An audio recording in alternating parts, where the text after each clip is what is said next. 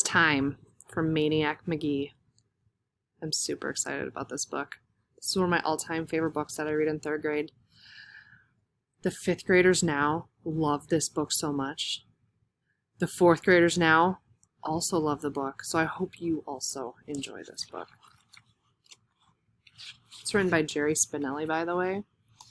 Jerry Spinelli also wrote Stargirl, which is, there's a movie on Disney Plus right now that's called Stargirl. It's just reading the book first before you watch that, if you have Disney Plus. All right. Maniac Magee, before the story.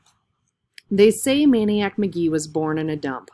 They say his stomach was a cereal box and his heart a sofa spring.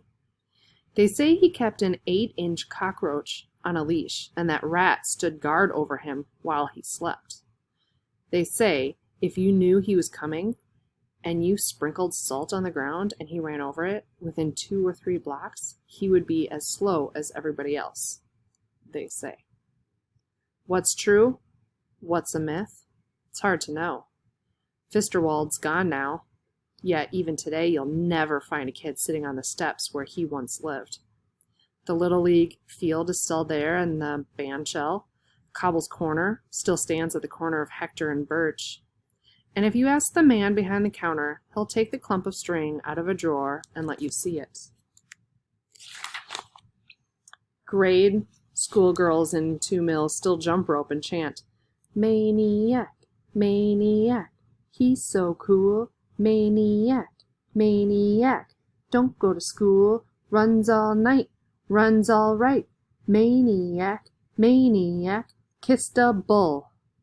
And sometimes the girl holding one end of the rope is from the west side of Hector, and the girl on the other end is from the east side.